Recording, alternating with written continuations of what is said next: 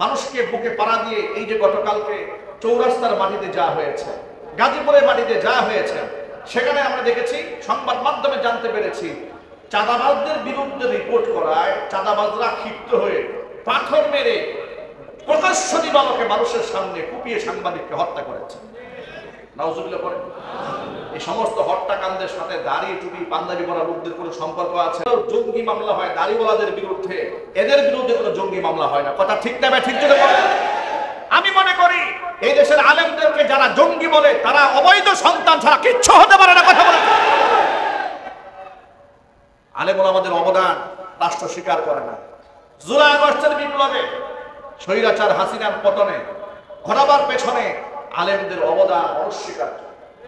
আপনারা মনে করেন এই যে জুলাই আগস্টের মাত্র 15-20 দিন আন্দোলনে কি রাষ্ট্র স্বাধীন হয়েছে? এই আন্দোলন 16 বছর ধরে অব্যাহত ছিল। আলেমরা স্বৈরাচারের বিরুদ্ধে কথা বলে জেল খেটেছে, জরিমানা দিয়েছে। কথা বলতে হবে, ঠিক কিনা বলেন? স্বৈরাচারের বিরুদ্ধে কথা বলে, বক্তৃতা করে, তাদের অপকর্মের বিরুদ্ধে দাঁড়িয়ে, তাদের রাষ্ট্রদ্রোহী কার্যক্রমের বিরুদ্ধে আলেমরা প্রতিবাদ করে যে কষ্ট এদেশে ইসলামপন্থীরা পেয়েছে, আলেমরা পেয়েছে, কোন দলের রাজনৈতিক নেতা কর্মী এত কষ্ট ভোগ করে নাই। অথচ সে আলেমদের অবদানকে এই জুলাই সনদে ঘোষণাপত্রে উল্লেখ করা হলো না। শাপলা চত্বরে অসংখ্য লোকেরা শাহাদাত বরণ করেছে স্বৈরাচারের বিরুদ্ধে অবস্থান গ্রহণ করে, আন্দোলন করে। 2021 সালে মোদী বিরোধী আন্দোলন করে অসংখ্য ইসলামপন্থীরা জেল খেটেছে, জরিমানা দিয়েছে। বছরের পর বছর আয়না ঘরে থেকেছে। আমার জানতে ইচ্ছা করে যাদেরকে এত বড় লকব দেওয়া হচ্ছে তারা কয়দিন জেল খেটেছে, জরিমানা দিয়েছে, আয়না ঘরে থেকেছে? ইসলামপন্থীরা বছরের পর বছর আয়না ঘরে থেকেছে। সুতরাং স্বৈরাচারী ফ্যাসিস্ট হাসিনার পতনের সবচাইতে বড় অবদান এই দেশের ইসলামপন্থী। কথা ঠিক কিনা যদি বলেন? আপনার সাথে আমার সাথে কি আপনারা একমত আছেন? কারা কারা একমত আছেন? দোহা দেখতে চাচ্ছি।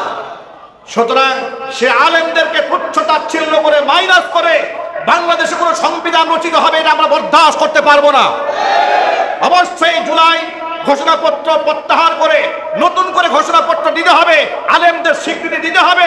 অবশ্যই শাহাদাত বরণ করা আলেমদেরকে শ্রেষ্ঠ শহীদ হিসেবে আখ্যায়িত করতে হবে। কথা বলতে হবে মুসলমান, ঠিক কিনা বলেন? অবাক হয়ে যায়, এই আলেমদের অবদান তুলে দেওয়া হয় না। যুগ যুগ ধরে আলেমরা দুর্নীতির বিরুদ্ধে কথা বলেছে, ঘুষের বিরুদ্ধে কথা বলেছে, চাঁদাবাজের বিরুদ্ধে কথা বলেছে, টেন্ডারবাজের বিরুদ্ধে কথা বলেছে, ধর্ষণের বিরুদ্ধে কথা বলেছে, চুরির বিরুদ্ধে কথা বলেছে, ডাকাতের বিরুদ্ধে কথা বলেছে, নারীদের পক্ষে কথা বলেছে, মাজলুমদের পক্ষে কথা বলেছে, শ্রমিকের বিরুদ্ধে কথা বলেছে, নারীর পক্ষে কথা বলেছে, পুরুষের পক্ষে কথা বলেছে। সমস্ত মাজলুম জনকণ্ঠের, জনগণের কণ্ঠ হচ্ছে উলামাদের কণ্ঠ। কথা বলেন, ঠিক কিনা বলেন? নিঃস্বার্থ আলেমরা কাজ করেছে। সুতরাং বর্তমান সরকারকে বলবো, আপনাদের ভালো কর্মের প্রশংসা আমরা করছি, তবে বিদায় মুহূর্তে এমন কোনো কাজ করবেন না যে জাতি আপনাদেরকে ধিক্কার নিন্দা করবে বা সারা জীবন স্বৈরাচারী হাসিনার মতো স্মরণ করবে। আমরা চাই আপনারা এমন কিছু সুকর্ম করে যান যাতে করে যুগের পর যুগ মানুষ মোনাজাতে আপনাদের জন্য চোখের পানি ছেড়ে দোয়া করে। ঠিক কিনা যদি বলে? পৃথিবীতে মানুষের দোয়া পাওয়া এর চেয়ে বড় নিয়ামত আর কি হতে পারে? আপনার মৃত্যুর পরে অসংখ্য লোকেরা মারা যায়, লোকেরা আলহামদুলিল্লাহ বলে। এর চেয়ে ব্যর্থ জীবন কি হতে পারে? যে আমি মরে গেলাম আর এলাকার লোকেরা আলহামদুলিল্লাহ বলছে। এর চেয়ে বড় ব্যর্থতা কি হতে পারে? যে আমি জেলখানায় যাচ্ছি, লোকেরা আমাকে পচা দিন নিক্ষেপ করছে।